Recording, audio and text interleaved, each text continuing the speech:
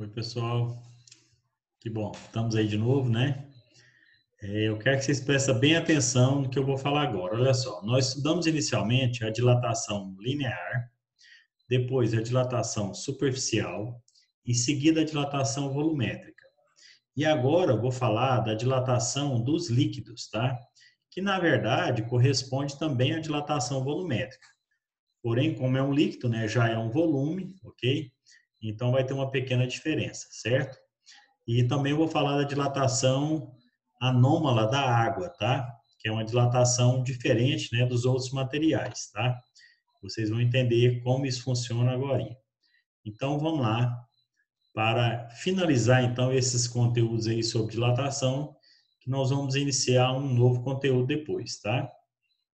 Eu sei que às vezes fica parecendo que não está aprendendo nada e tudo, mas a ideia é vocês, né, ir praticando e exercitando. Aqueles que têm maior facilidade com a física, eu acho que consegue aprender mais.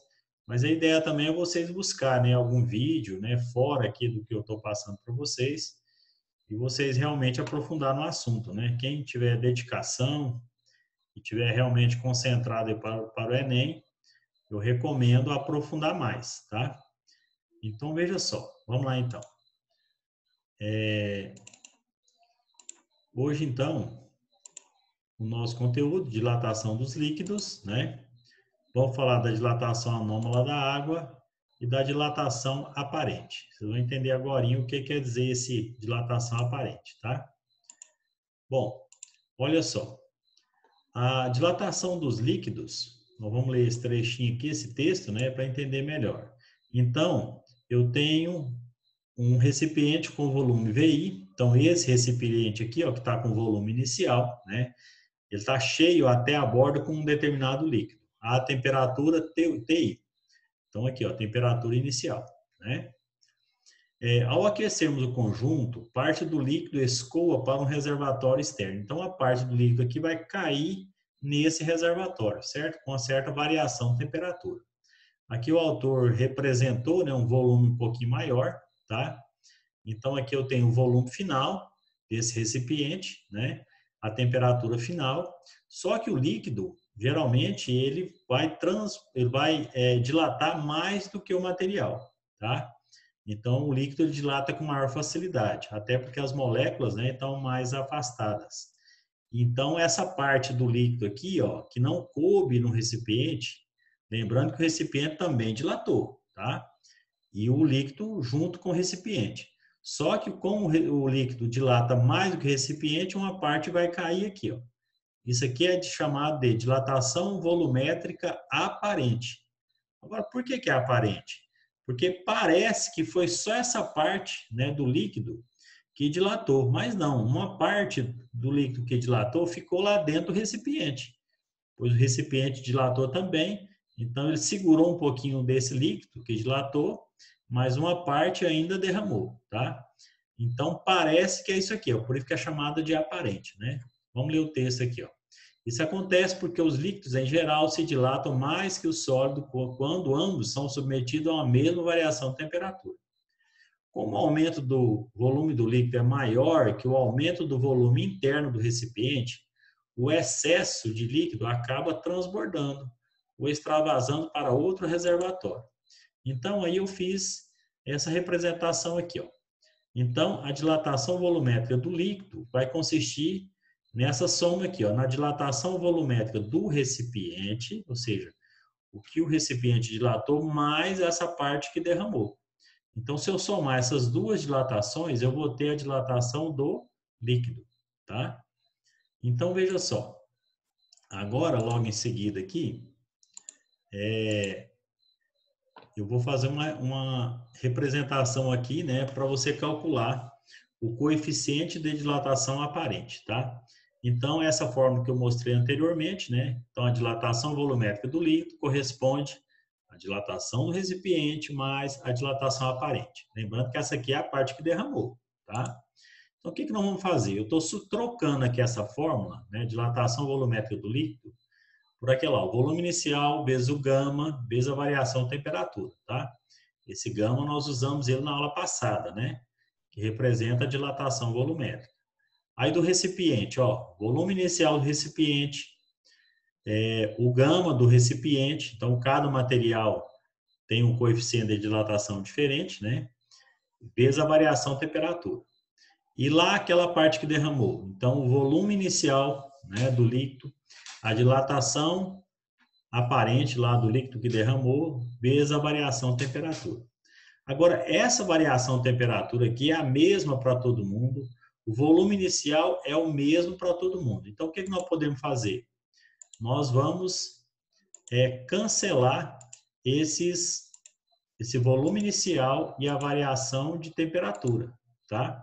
Com isso, nós vamos ficar com essa fórmula aqui, ó, ou seja, o gama do líquido, o coeficiente de dilatação volumétrica do líquido é igual o coeficiente de dilatação volumétrica do recipiente mais o coeficiente de dilatação volumétrica aparente, tá?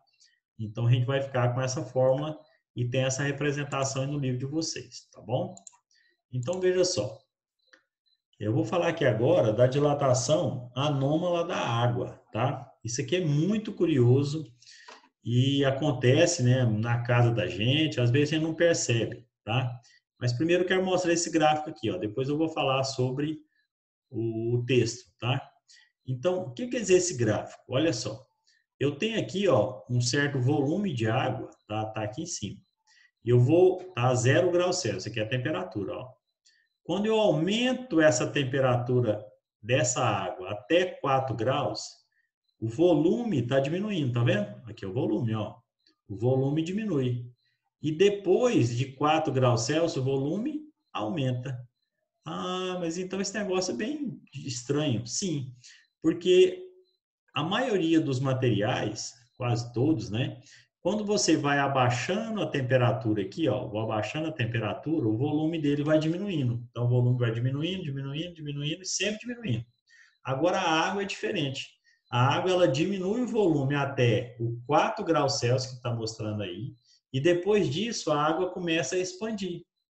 Ah, por isso, então, que a garrafa lá, por exemplo, de cerveja, que está lá no congelador, estoura. Sim, o pessoal aí que tem distribuidora, né? Isso acontece mesmo. Então, se deixar a garrafa lá de cerveja dentro do congelador, o que vai acontecer? O vidro vai sempre diminuindo o volume. E o líquido que está lá dentro, né, a cerveja, tem bastante água. Então, ele vai diminuir o volume até 4 graus. Depois, ele começa a expandir. E a garrafa, não. A garrafa só vai contraindo. Então, ó, a garrafa está contraindo. O que está lá dentro está expandindo. Então, o que vai acontecer? Vai estourar a garrafa. Se você encher uma garrafa PET mesmo, né? Até no máximo ali, tá? E apertar a tampinha dela e colocar no congelador, você vai ver o que vai acontecer. Vai estourar a garrafa PET. Por quê? Às vezes estoura a tampinha ou estoura o fundo. Por causa disso, que o plástico vai contrair e a água que está lá dentro vai dilatar abaixo de 4 graus Celsius, tá? Então, isso aqui é chamado de dilatação anômala da água, tá? E é interessante a gente lembrar também, igual no Canadá, que congela, né, os lagos lá, então acontece essa questão aí, ó, muito interessante, tá? Por quê? Porque quando o ambiente, né, a superfície do ambiente vai abaixando a temperatura, em contato com a água, essa água também vai abaixando a temperatura, tá?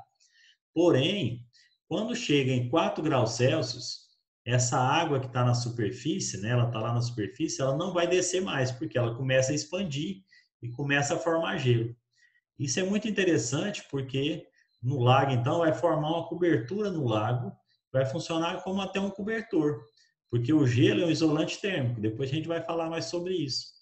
Então, esse gelo que está em cima, né, da água, ele expande, até por isso que o iceberg flutua, né, ele fica menos denso, ele fica com um volume maior, então ele vai flutuar. Então, essa camada de gelo em cima do lago, né, que forma, né, lá no Canadá, ela vai até preservar a vida dentro do lago. Por quê? Porque a água lá dentro fica, em média, 4 graus Celsius, tá? Ou próximo de 4 graus, enquanto que na parte externa do ambiente, de repente pode chegar a menos 10 graus Celsius, né? E dentro do lago consegue preservar a vida por isso. A camada de gelo, então, funciona como um isolante térmico, tá? Então, aqui ó, tem uma explicação exatamente por isso, porque as moléculas de água, né, ela vai se aproximar até 4 graus Celsius. Abaixo de 4, ela começa a afastar de novo, que é esse espaço aqui ó, que está mostrando. Tá? Então, esse processo é chamado de dilatação anômala da água. Tá? Gostaria muito que vocês guardassem isso aqui. Ó. O menor volume, então, acontece com a temperatura da água em 4 graus Celsius. Tá? Vamos passar para frente. Vamos lá. Então, olha só, aqui tem um exercício resolvido.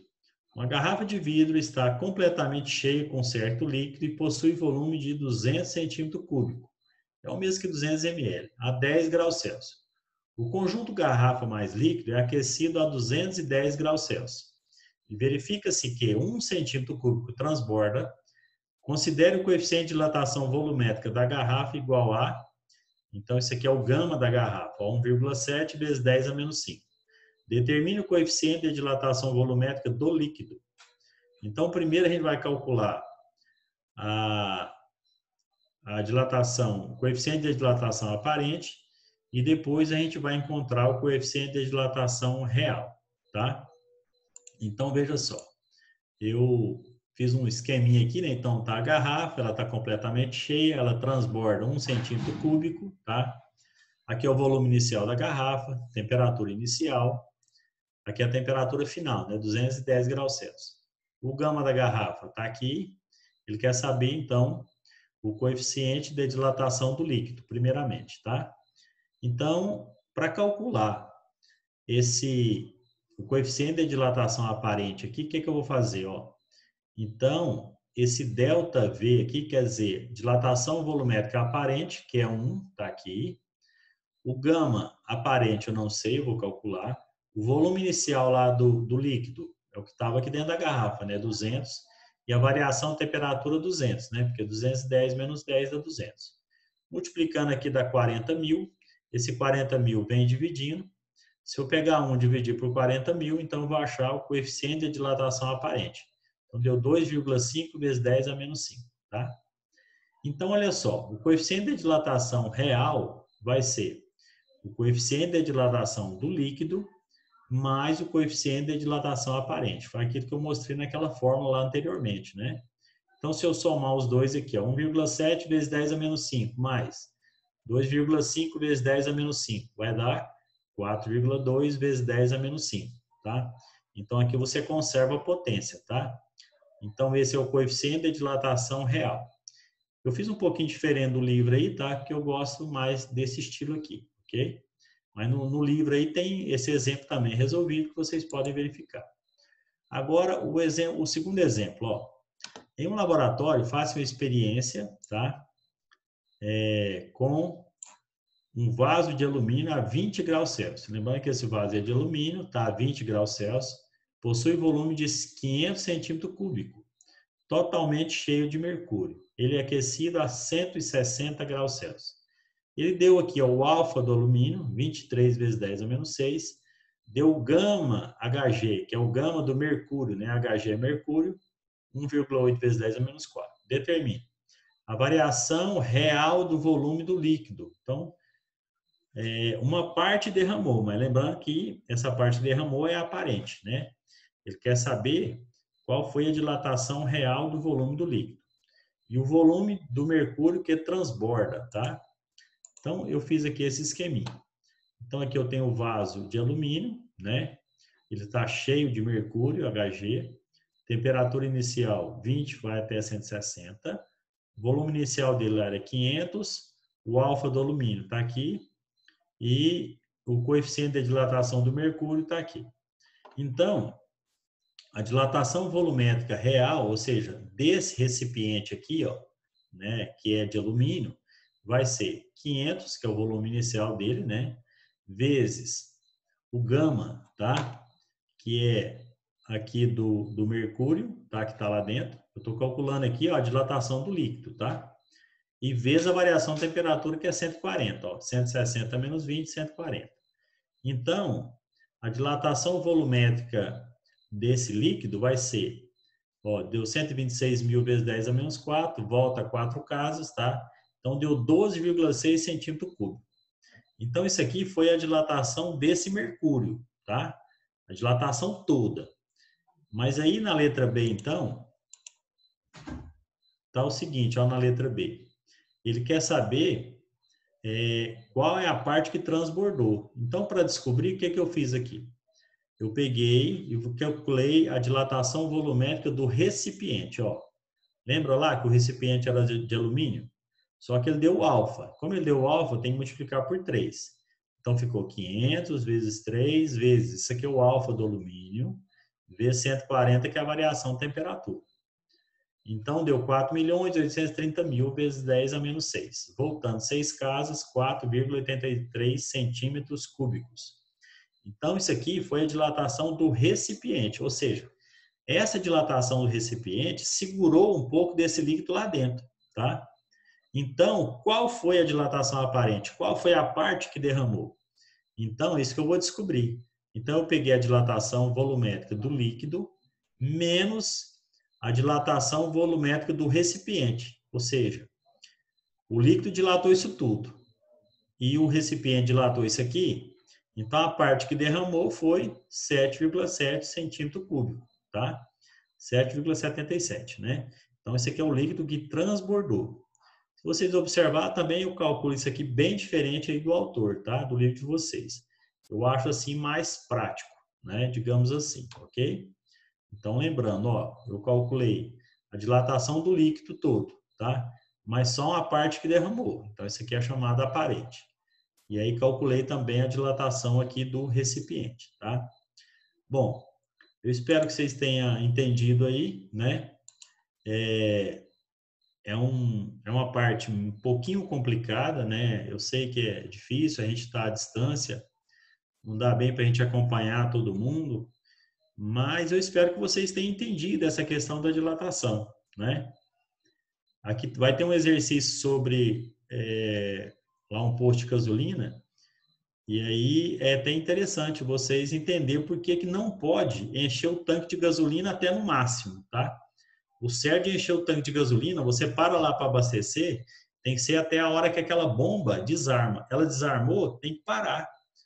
E aí o pessoal lá do posto sempre quer encher até na tampa, tá? Isso é errado, principalmente para quem vai sair em viagem, né, no asfalto muito quente, vai entender por quê, tá? É porque essa gasolina, ela dilata. Então, essa parte que dilata, ela vai derramar, certo? E aí a pessoa vai perder gasolina, vai perder combustível aí pelo caminho. Então, vai ter alguns exercícios sobre isso. Espero que vocês consigam fazer. Tchau, tchau. Um abraço e até mais, hein?